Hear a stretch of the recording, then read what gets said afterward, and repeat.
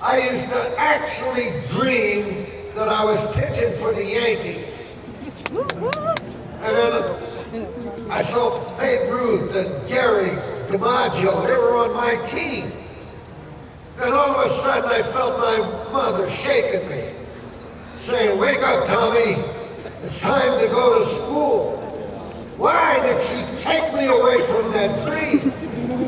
It was so real. And then years later, I'm warming up in the bullpen in Yankee Stadium.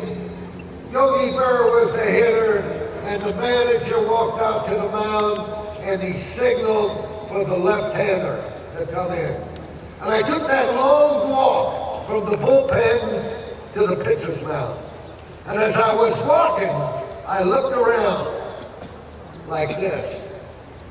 And I said, I've been here many times, but in my dreams. So you got a dream. You got once something bad enough, it could become a dream for you. I've been with the Dodgers now for 62 years. In 1963, I was a scout for the Dodgers, making $8,000 a year. Oh, good money. And all the scouts were sitting behind home plate. The Dodger Stadium way up on the top. The players looked like midgets. That's how high up I was.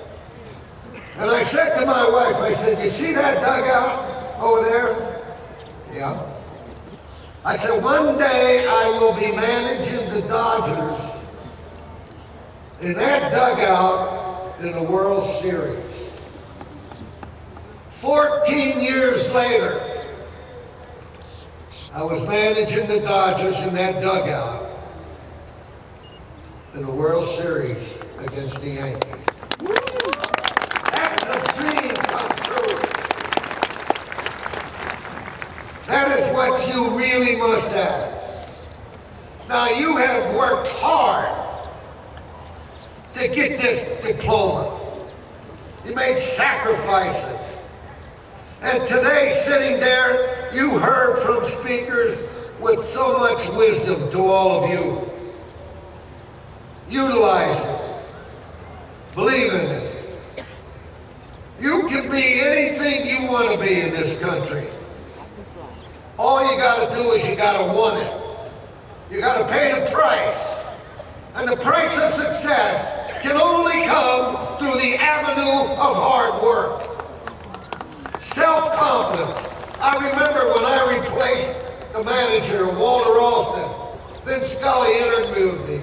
He said, "You're replacing a man that's been here for 23 years. You're replacing a future Hall of Famer. You are replacing one of the greatest managers ever managed in the big leagues. Don't you feel that there's going to be a lot of pressure on you?" And I didn't even hesitate. I said, "You want to know something, Vinny? I'm worried about the guy who's going to have to replace me." You see, if I thought about who I was replacing, there's a chance I might have felt inferior. But when I thought about the guy who was going to replace me, all of a sudden, I become superior. And you must believe in yourself. Self-confidence is without a doubt what you're going to need. You're going to believe that you can do it. I can remember talking to a team and telling them, just like I'm addressing you, there are three types of people in life. Number one is the one who makes it happen. Number two is the one who watches it happen. And number three is the one who wonders what has happened. You must make it happen. And the only way you can make it happen is you've got to believe that you can achieve anything that you want. Nobody's going to stop you from reaching your goal. Nobody will stop you but yourself. You want to think of what you be. Well, you want to do something that you should want to do for the rest of your life. And now you're going to have to go after it. You're out into the big world, the world of your parents and the world of ours. It's a tough world, and you got to be prepared. And if you are not prepared, you'll fall like many on the wayside. Now, I managed the Dodgers for 20 years. In the 20 years I managed the Dodgers, 200 managers were fired. Why? Because they did not win. You got to win. You got to want it. You got to believe in it. And you can achieve it. So remember that. I always like to tell the story about the 3 young men who were graduating college. And the first father walked up to the first lad and he put his arm around him. He said, "Your mother and I are very proud of you. You got yourself a good education. You made a lot of sacrifices. Here, son, here's a set of keys for a new car." And the second father walked up to the second lad, put his arm around him, said, "You're great. You did it. You worked hard.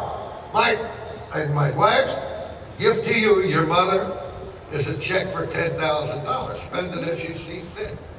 And the third father walked up to the third lad. He put his arms around him and he said, "I love you. You worked hard to get that education. Your mother and I love you so much, so good luck, son."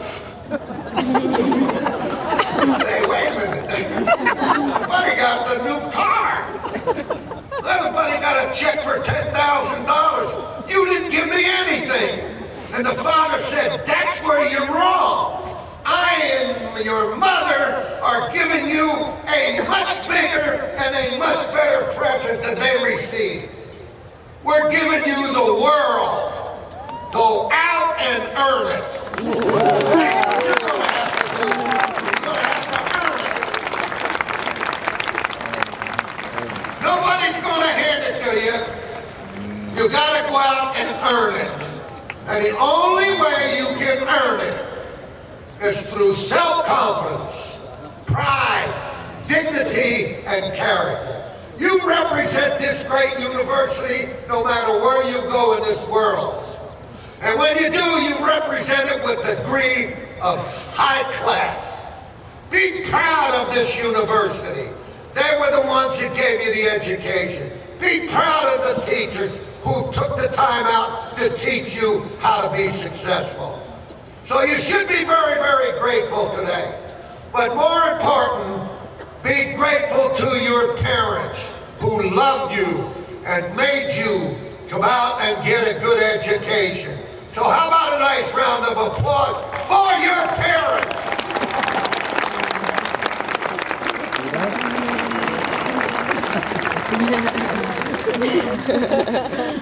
I know it's when you cut up, you're going to run across tough times. Tough times never last, but tough people do. You got to pay the price, and it's only through the avenue of hard work. So today may be the greatest day of your life. After all the hard work and education that you received, now you're going to go out into the big world and utilize it. So remember what happened here for 4 years.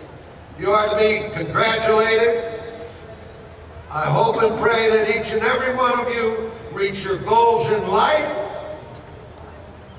And when you go to bed tonight, you thank God for all the good things He's given you in life. Sometimes you might feel cheated, denied, or deprived.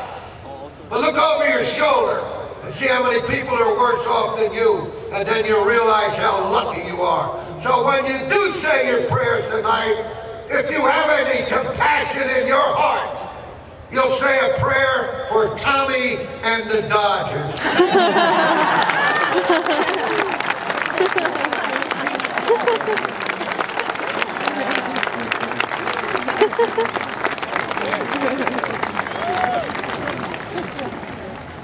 If that didn't inspire you, nothing will. thank you, Dr. Lasorda, for your inspiring and thought-provoking remarks on how to be successful in your career and in life. It is now my pleasure to announce that Cal State Fullerton is establishing a $25,000 endowed scholarship for a Titan